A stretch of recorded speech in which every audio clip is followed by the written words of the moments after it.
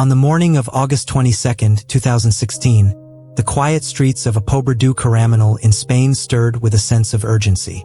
As locals hurried to begin their daily routines, they were met with a disturbing sight: flyers plastered across buildings, streetlights, and shop windows. The posters bore the image of a missing young woman, Diana Maria QUER Lopez Pinal, just 18 years old. Her face was solemn, her expression soft. She was slender, stood around 6 feet tall, with dark hair, deep brown eyes, and a fragile beauty that caught attention. The night before, she had disappeared without a trace. She was last seen wearing pink shorts, a t-shirt, a white sweatshirt, and black sneakers. What had started as a typical summer evening quickly spiraled into a nightmare for the QUER family. Volunteers joined local authorities in a relentless search. They canvassed the town, searched side streets, peeked into alleyways, and checked wooded areas. With every hour, hope began to fade. Diana's father, Juan Carlos QUER, who was in Madrid at the time, acted swiftly. He contacted law enforcement and requested a trace of his daughter's mobile phone, hoping to identify her last known location. He also reached out to the press, pleading with the public to remain vigilant and report anything, even the smallest detail, that might help bring Diana home. Back in Pobredu Caraminal, Diana's mother, Cristina Lopez Pinal, was consumed by anxiety. Her emotions teetered on the edge of despair. Publicly, she issued a heartbreaking plea: "We are doing everything we can to find Diana, but we still haven't gotten any answers. If you have any information, please help us. Even the slightest rumor might lead us to our daughter." Their desperation echoed through the town, where neighbors and strangers alike banded together in solidarity. Diana Maria QUER Lopez Pinal was born on August 12, 1998, in Madrid. The daughter of Cristina Lopez Pinal and Juan Carlos QUER, Diana had one younger sister named Valeria. The QUER family lived comfortably and shared a close bond, but not without their struggles. In 2013, Diana's parents divorced. The separation deeply affected both daughters. Diana, once bright and confident, became withdrawn and melancholic. She and Valeria frequently found themselves in emotional conflict, often vying for their mother's limited attention and support. Despite the strained family dynamic, Juan Carlos remained involved in his daughters' lives, spending holidays and vacations with them. In the summer of 2016, Diana, her mother, and her sister returned to Pobredu Caraminal, as they did every year. The small coastal town with a population of roughly 10,000 had always been a place of solace for them. Its tranquil beaches and familiar streets were meant to be a refuge, a temporary escape from the complications of city life. But this summer, something would change forever. On the night of Sunday, August 21st, Diana seemed her usual self. Around 10 p.m., she told her mother she planned to walk to Valle Inclán Park to meet up with some friends and enjoy the town's celebration honoring the Feast of the Virgin of Carmen. The park was only a short walk from the family's summer home. Cristina saw nothing unusual or alarming in her daughter's request. Diana had made similar trips before. She trusted that her daughter would be safe in the familiar streets she'd walked countless times before. But that trust would soon be shattered.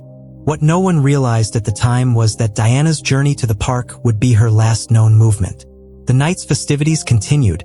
People danced and laughed under festival lights, but Diana never returned. Her absence, at first attributed to staying out late, quickly evolved into dread when morning came and she was still missing. Her phone was silent, and her friends had no idea where she had gone after they parted ways. The celebration turned cold as fear began to take hold in the hearts of those who knew her. Diana was not just another teenager on holiday. She was thoughtful, quiet, and artistic. Those close to her described her as a young woman with an introspective soul, someone who preferred meaningful conversation over small talk. She often journaled her thoughts, wrote poetry, and confided in only a few trusted friends. Yet behind her delicate appearance was a resilience shaped by emotional hardship.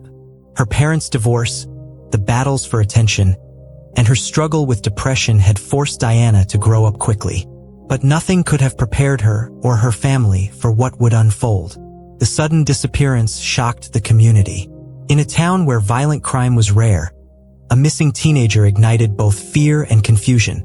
How could someone vanish into thin air in such a small, tight-knit place? Local police increased their patrols while national agencies became involved in the investigation. Search dogs were brought in, surveillance footage from nearby streets was collected, and phone data was reviewed. Still, every lead led to a dead end. It was as though Diana had disappeared into the night without leaving a single clue behind. As media attention around the case began to grow, strangers from across Spain followed the story closely. Social networks buzzed with speculation. Theories ranged from a runaway case to foul play, with people analyzing her last known posts and photos online. Yet the reality remained painfully simple. Diana was gone, and no one knew where or why. The waiting, the searching, and the agonizing uncertainty weighed heavily on her family, who refused to give up hope. That night, Diana laughed and talked with her friends as they celebrated late into the evening. The lively atmosphere of the Feast of the Virgin of Carmen lit up the park. It seemed like any other summer gathering, joyful, carefree, full of youthful energy. Around 2 a.m., Diana said her goodbyes, assuring her friends she was heading home. No one realized then that they were seeing her for the last time. On her way back, she ran into an acquaintance, Paulo D. Ariel, near a familiar pizzeria where she often spent time. They spoke briefly, and by 2:30 a.m., they parted ways. Paulo would later be the last known person to see Diana alive on that quiet, shadowed street. At 8:30 a.m. on August 22, 2016, Diana's mother awoke to a feeling of dread. Her daughter hadn't returned home. Her calls went straight to voicemail. Diana's phone was either turned off or had no signal. Panic began to rise. This wasn't like Diana. She was responsible. And though she had her emotional struggles, she never vanished without notice. Without hesitation, her mother contacted the local police and filed a missing persons report.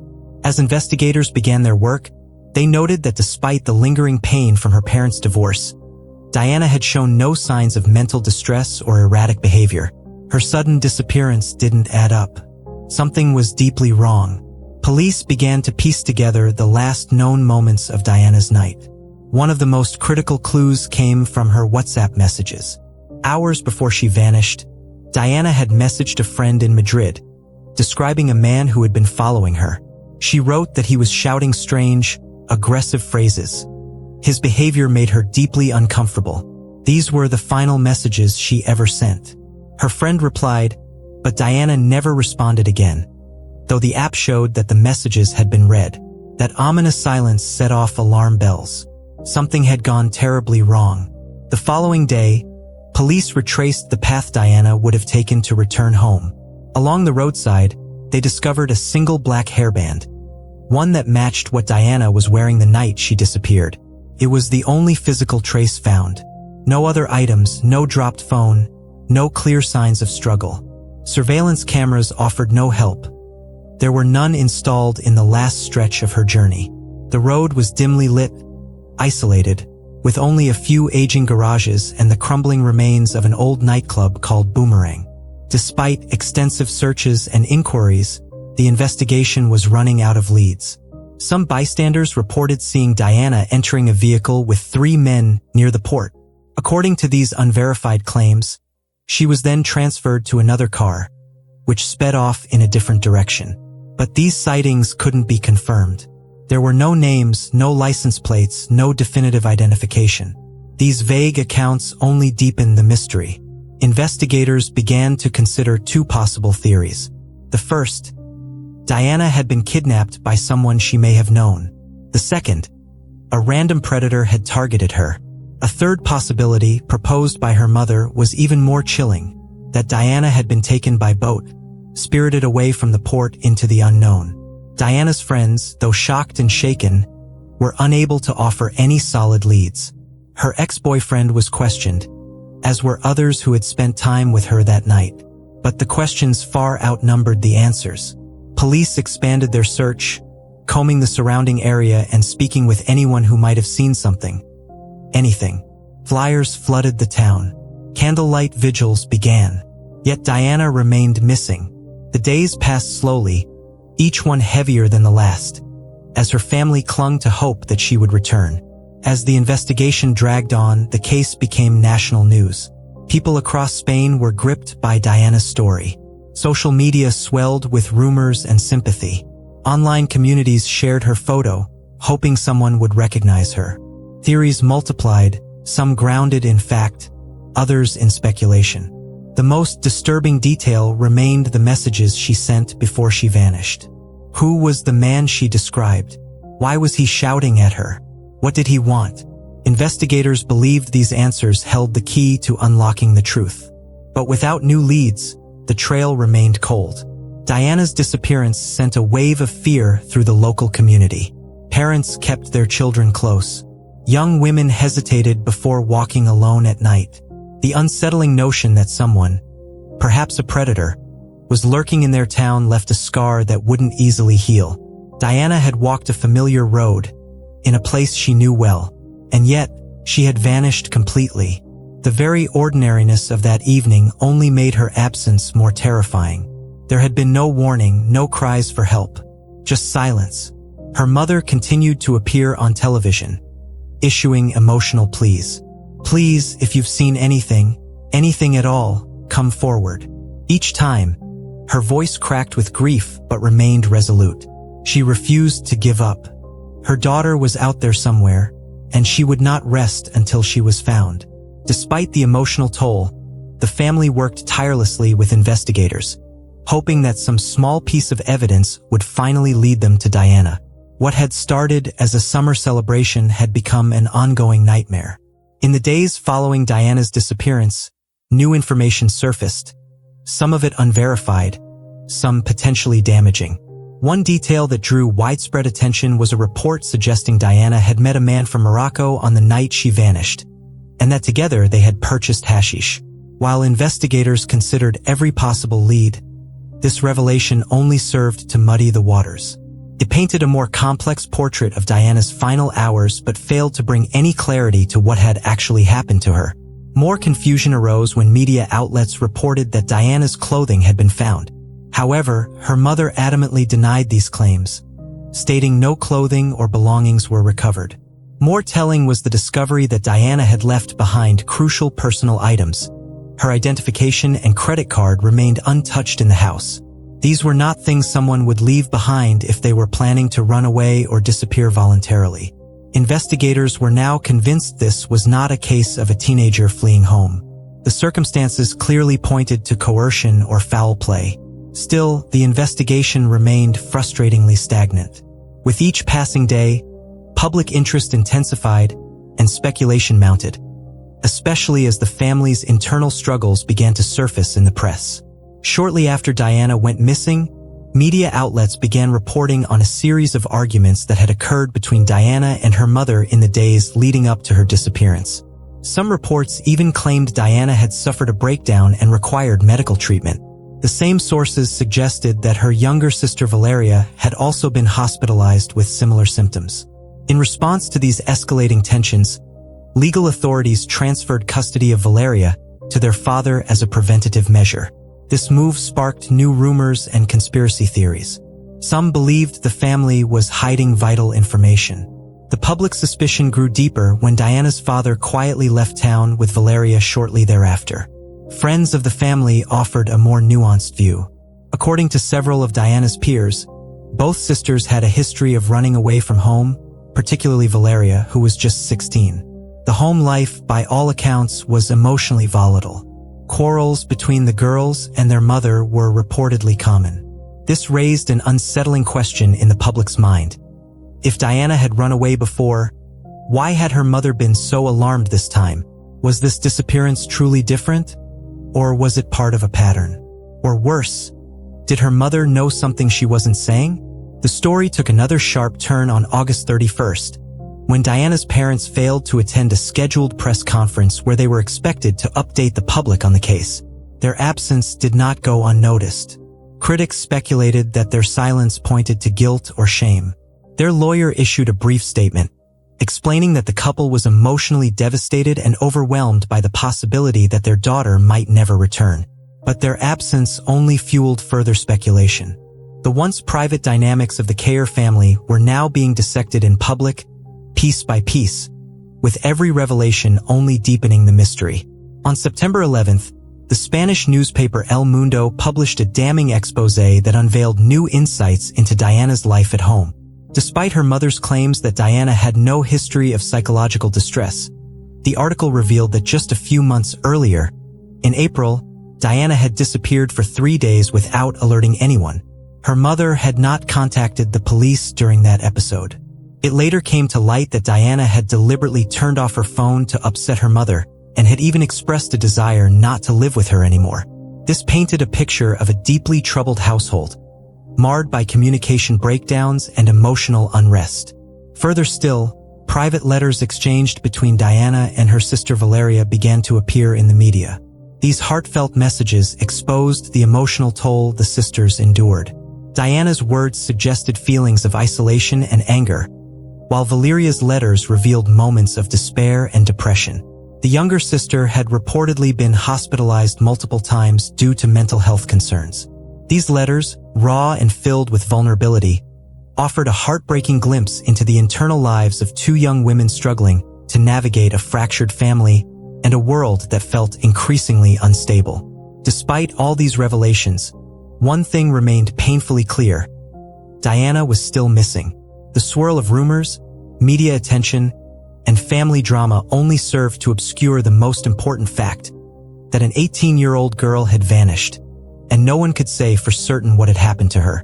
The country watched as the story unfolded, hoping for resolution, fearing the worst, and clinging to the possibility that Diana QUER might still be found alive. Over the past year, troubling details emerged regarding the mental health struggles within the QUER family.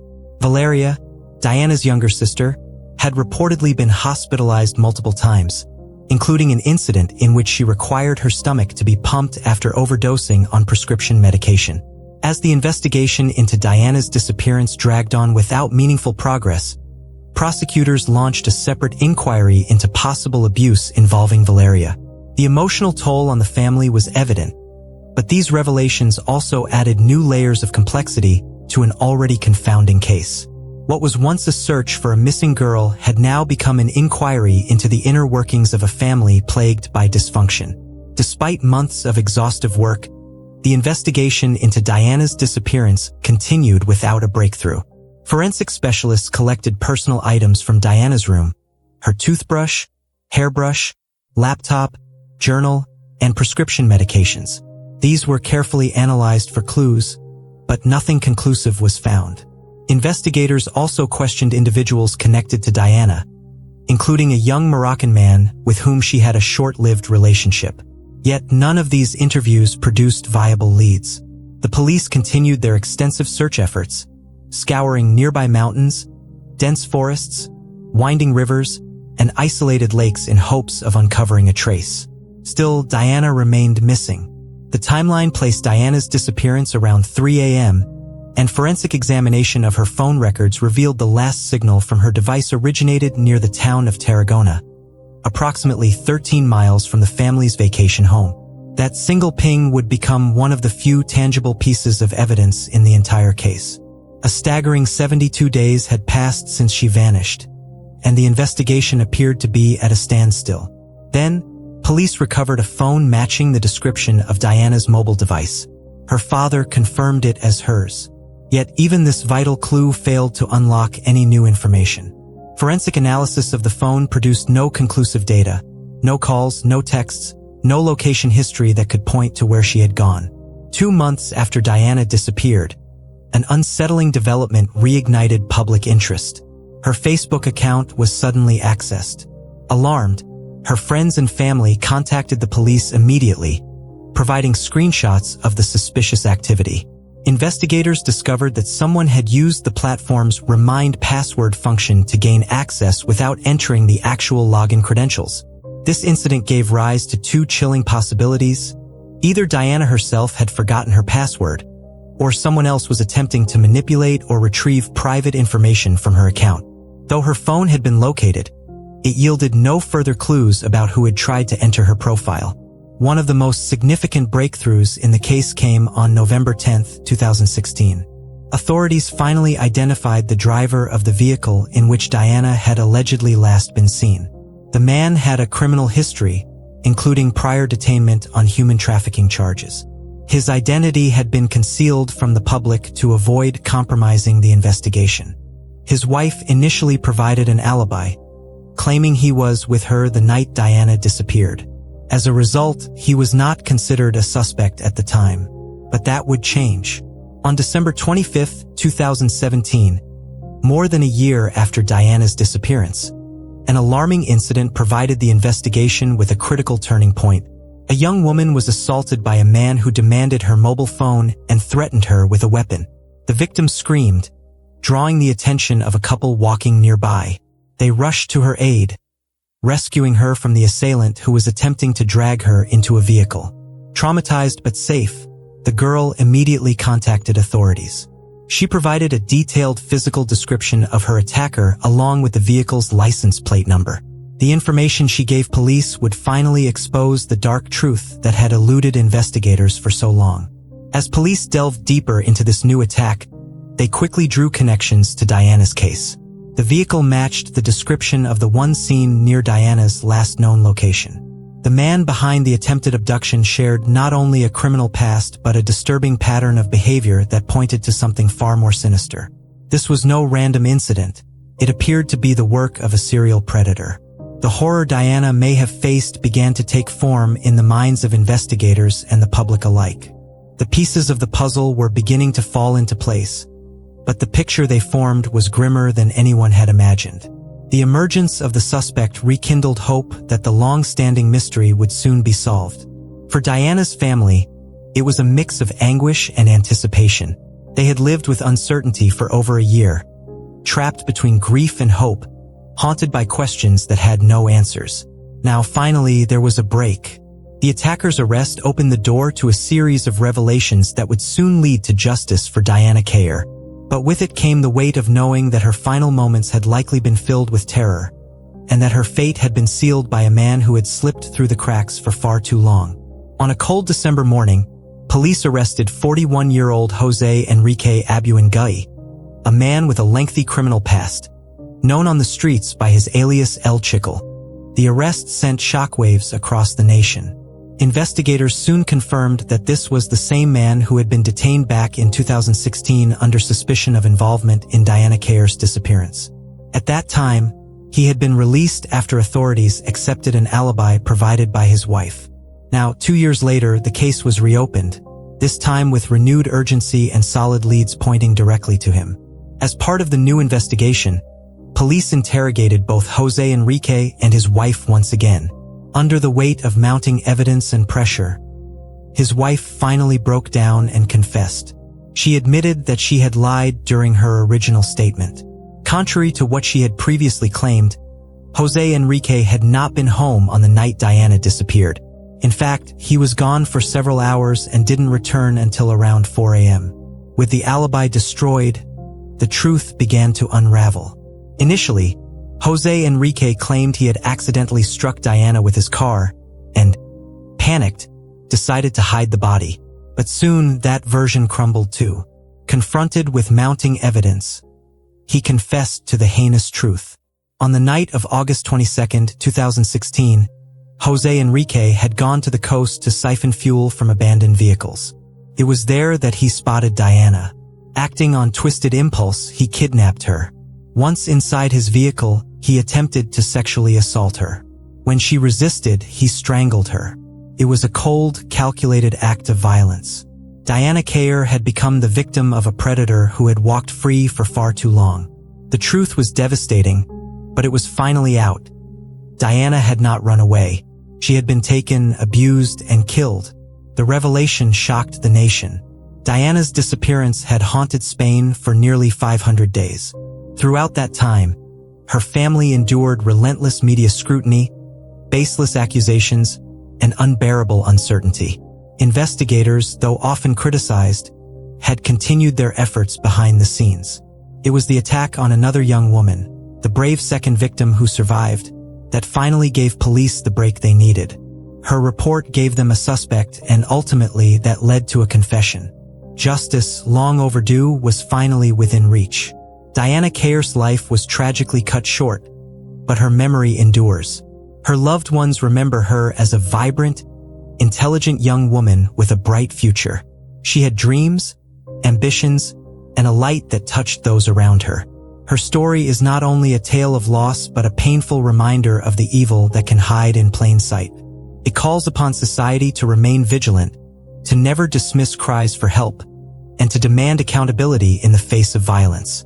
Diana's tragedy united a community and a nation, driven by the shared hope of finding her and the shared heartbreak when the truth emerged. For over a year, Diana's body remained hidden. Her killer refused to reveal where he had concealed her.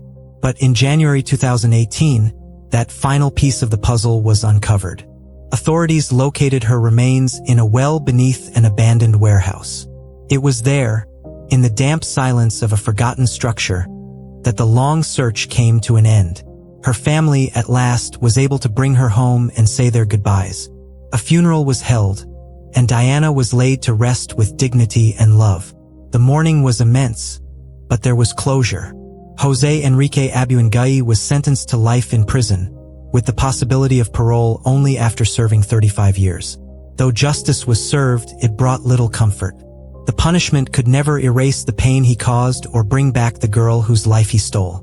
Still, his conviction sent a powerful message that no matter how long it takes, the truth can be found, and those who commit such evil will be held accountable.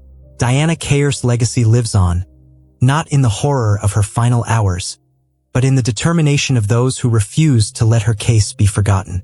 Subscribe to my channel, like the video, leave a comment and write your comments to us. Send the video to your friends.